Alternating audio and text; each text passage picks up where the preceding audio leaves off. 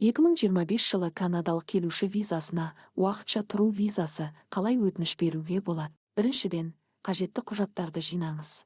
Өтінішті бастамас бұрын құжаттарды дайындаңыз.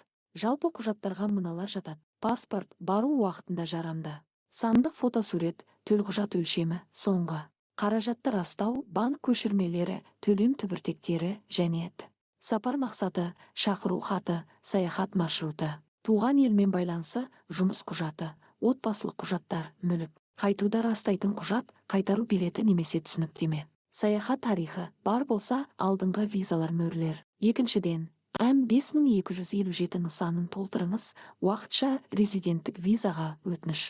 Өтініштеріңізді тапсыру үшін Қазақстанда 2 орын бар. Орындар: Алматы, Зверево 6, бұл кеңсесі.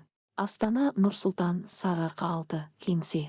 Содан кейін өтінім ақысын төлеңіз. Визаға өтініш беру ақысы 85 канадалық доллар. Биометриялық төлем 85 канадалық доллар. Қазақстаннан өңдеудің орташа уақыты шамамен 1 айды құрайды.